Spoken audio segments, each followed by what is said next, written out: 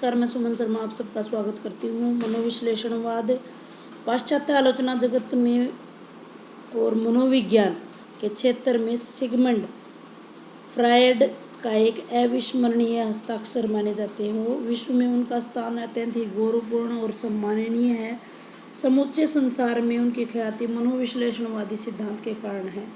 वे बहुमुखी प्रतिभा के धनी हैं, चिकित्सक और मनोवैज्ञानिक तथा लेखक। उनकी एकमात्र पुस्तक है जिसका नाम है outline of the psycho analysis. इस पुस्तक के कारण वो दुनिया में चर्चित हुए, जिसमें मनोविश्लेषणवादी सिद्धांत का प्रतिपादन किया गया है। फ्रायड द्वारा प्रतिपादित मनोविश्लेषणवादी सिद्धांत को एडलर और युग ने धार दी है, उसे आगे बढ़ाया है। वियना के रहने वाले हैं फ्रायड ने निष्कर्ष निकाले हैं। मानव मन के रहस्यों और अनुभवों को, पुरानी स्मृतियों को निकाला जा सकता है, क्योंकि वो उन इच्छाओं को अचेतन मन में ले जाते हैं। इनके मूल प्रवृत्तियाँ कामवृत्ति तथा उसका अचेतन रूप है, मन का अचेतन रूप में दमन है। इसी आधार पर मनोविश्लेषणवादी सिद्धांत का प्रवर्तन उन्होंने किया है। इसकी आइए मुख्य मान्यताओं की बात कर लेते हैं। सबसे पहली मान्यता है कि फ्रायड ने मनोविश्लेषणवादी जो सिद्धांत दिया है वो मनोविज्ञान के पर आधारित है, जो कि बहुत ही ज़्यादा चिरस्थायी और अविस्मरणीय देन कह सकते हैं। दूसरा है वो अर्धचेतन मन का सिद्धांत, जो कि मनोविश्लेषणवाद का मूल है, बेस है, जिसके ऊपर ये चलता है आगे। मानव मन के 3 स्तर होते हैं। ये स्तर होते हैं चेतन। ज़्यादा कुछ लिखने की आपको ज़रूरत नहीं है, जैसा यहाँ दिया गया है उतना ही समय आपको मुश्किल से मिल पाएगा। मानव मन के 3 पार्ट बताए हैं, चेतन, अवचेतन और अचेतन। जो चेतन है वो जागृत अवस्था होती है, अवचेतन अचेतन और इसके मध्यवर्ती अवस्था होती है, और अचेतन जो है वो सुप्त अवस्था होती है, जिसको हम दमित इच्छाओं का घर भी कह सकते हैं। चौथी मुख्य बात है कि मनुष्य की रुचि और उसके चिंतन किस प्रकार के उसके विचार हैं, उसकी रुचि क्या है, इसमें परिवर्तन की राह खोल दी जाती है। यानी सबसे पहले जब किसी साइकोलॉजिस्ट के पास अगर जाओगे तो वो सबसे पहले आपको ऑब्जर्व करेगा, आपकी रुचियों देखेगा और आपके चिंतन, आपके विचार किस प्रकार के हैं, वो उसी के अनुसार वो परिवर्तन की राह खोलते हैं। मानव व्यवहार को समझा जा सकता है इसके अनुसार। परंपरागत रूप से लागू अनेक निषेध और जो नियंत्रण है वो स्थिर हो जाते हैं, और मानव का जो प्राकृतिक रूप है, जो ओरिजिनल रूप है, जो मूल प्रवृत्तियां हैं वो सामने आ जाती हैं। इसमें लेखक के व्यक्तित्व, उसकी मानसिक अवस्थाएं, भावनाएं और कामनाओं की अभिव्यक्ति होती है। जैसे कोई भी लेखक है, कहानीकार, उपन्यासकार, नाटककार, उसमें पात्रों के माध्यम से उसी लेखक की दमित इच्छाएं बाहर निकलती आई हैं। रचना में गढ़े जाने वाले पात्रों के व्यवहार से लेखक की मानसिक संरचना को पहचाना जा सकता है कि किस प्रकार का व्यक्ति है। समस्त कलाओं के मूल में दमित और अतृप्त कामनाएं होती हैं। अवचेतन की दमित अतृप्त कामनाएं कला और साहित्य के माध्यम से बाहर आती हैं। इसीलिए इन्हीं अतृप्त कामनाओं का अवचेतन मन का साहित्य के साथ बहुत ज़्यादा गहरा संबंध होता है। चेतना और अवचेतना में आपस में द्वंद्व के अंतर्गत अवचेतन की कामनाओं का मन द्वारा उदात्तीकरण का मतलब होता है प्रकटीकरण, उसको प्रकट करना होता है। उदात्तीकरण की इस प्रक्रिया में मानव जाति में सांस्कृतिक मूल्यों का सृजन होता है। अवचेतन मन की दमित इच्छाएं फैंटेसी व रम्य कल्पना, जिसको ललित कल्पना भी कहते हैं, चाहे कोई चित्रकार हो, चाहे कोई स्थापत्य कलाकार हो या कोई लेखक हो, उसकी सारी की सारी उसकी रचनाओं, उसकी कलाओं के माध्यम से चीज़ें बाहर आ जाती हैं। कल्पनाएं, जैसा आपने देखा होगा कि प्रतियोगी परीक्षाओं में आपसे रीजनिंग करवाई जाती है, एक वर्बल होती है, एक नॉन वर्बल होती है। जो नॉन वर्बल रीजनिंग होती है उसमें यही आपके मन के जो थॉट है, आपके विचारों की जो प्रोसेसिंग है वो बाहर निकलवाई जाती है। कल्पनाओं के आधार पर मनुष्य को यथार्थ जीवन के संकटों और कठिनाइयों से छुटकारा दिलाने का एक उपक्रम है। फ्रायड ने मात्र काम शक्ति को ही नहीं बल्कि लिबिडो, काम शक्ति इदम में निहित इरोस, इरोस जो कि विषमलिंगी होते हैं, यानी एक लड़का लड़की के प्रति आकर्षण होना। थेनटोस का मतलब है समलैंगिक आकर्षण, लड़के लड़के का और लड़की लड़की का आकर्षण।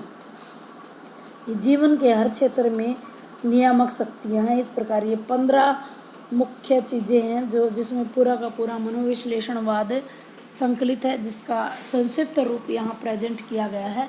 सिद्धांतों के आधार है मानव व्यक्ति निर्माण की अवधारणा। इनको अच्छे से कर लेना है, ये छोटे प्रश्न के रूप में भी पूछी जा सकती हैं, जैसे ईद, अहम और अति अहम या सुपर ईगो आप कह सकते हो। सबसे पहले समझ लीजिएगा इसको, जो दमित प्रवृत्तियों का भंडार है इसको कहते हैं। बचपन से ही हमारे साथ चलता है, बचपन में ही मनुष्य में सेक्स की भावना होती है और अभिव्यक्ति के लिए व्याकुलता इस स्थिति में होती है और ईगो तक पहुंचने का एक जरिया मात्र है। अहम जो है सामाजिक नैतिक दबावों के कारण अहम का विकास होता है।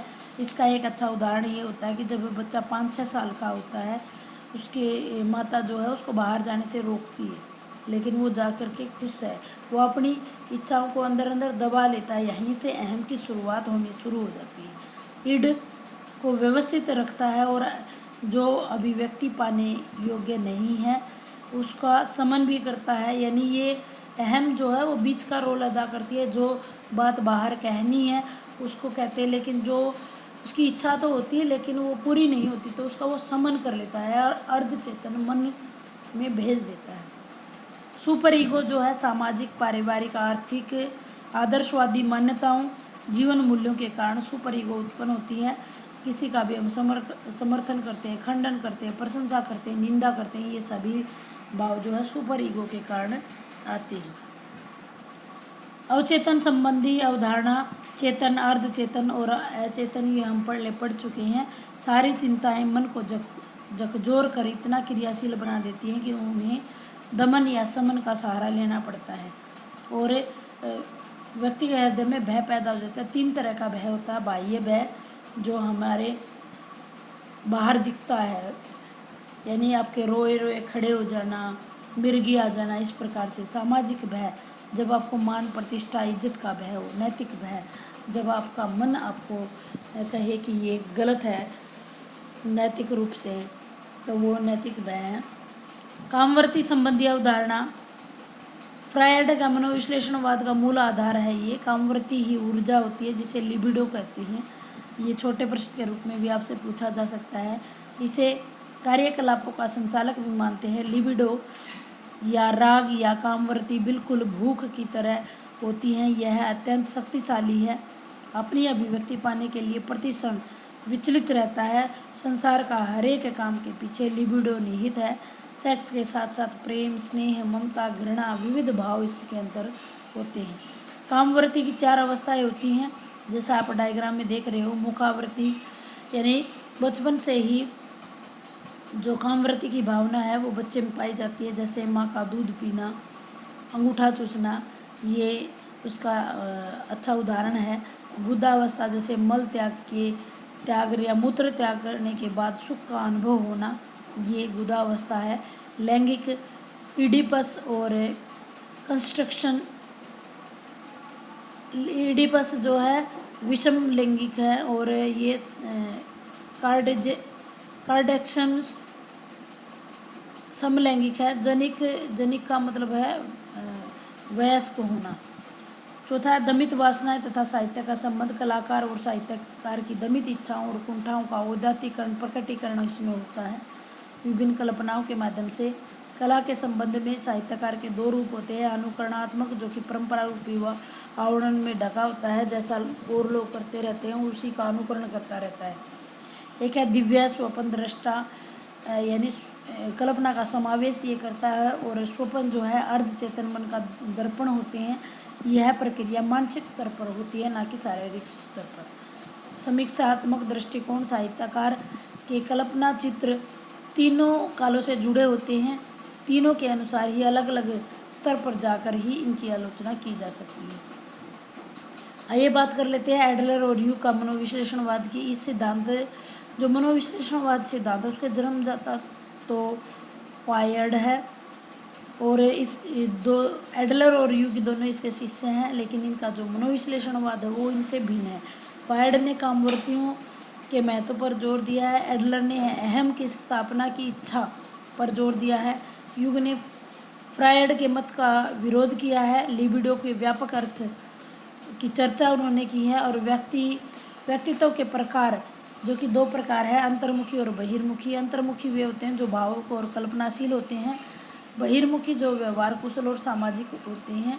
इस प्रकार से इनके जो मान्यताएं हैं उनमें अंतर आ जाता है। अपनी अपनी मान्यताओं के कारण नए नए अध्याय इस सिद्धांत में जुड़ते चले गए हैं। आइए बात कर लेते हैं हिंदी साहित्य में मनोविश्लेषणवाद का प्रभाव। इस सिद्धांत का हिंदी साहित्य में ज़बरदस्त प्रभाव पड़ा है। ये प्रभाव देख लेते हैं उपन्यासों में, कहानियों में और आलोचनाओं में। मुख्य जैनेंद्र जिनका उपन्यास है त्यागपत्र, सुनीता सुखदा, आज्ञा से की का है शेखर एक जीवनी, नदी के द्वीप, अपने अपने अजनबी, इलाचंद्र जोशी का जहाज का पंछी और सन्यासी, डॉक्टर देवराज का है अजय की डायरी और मुक्तिबोध का है मुक्ति पर्व। कहानियाँ हैं एक रात, जैनेंद्र, क्रय विक्रय, इलाचंद्र जोशी, रीछ दूध, रात सिंह, पुलिस की सिटी, आज्ञा, एक और जिंदगी, मोहन राकेश, घंटा, ज्ञान रंजन। ये डायग्राम बनाकर भी आप पूरा इसको एक्सप्लेन कर सकते हैं और सभी सिद्धांतों का प्रयोग करते हुए आप इसको कितना भी बड़ा बना सकते हो। आलोचना जो है देखा परखा, विवेचना और साहित्य सर्जना है इलाचंद्र जोशी की। आज्ञा की आत्मनेन पदे, संकुक और भवंती, नगेंद्र की है विचार और अनुभूति, डॉक्टर देवराज का साहित्य का मनोवैज्ञानिक अध्ययन है। इस प्रकार से आप इसको डायग्राम के थ्रू समझ करके एक्सप्लेन कर सकते हैं। निष्कर्ष में फ्रायड, एडलर और यूग की ये त्रि द्वारा प्रवर्तित मनोविश्लेषणवादी सिद्धांत मनोविज्ञान के क्षेत्र में मील का पत्थर साबित हुआ है।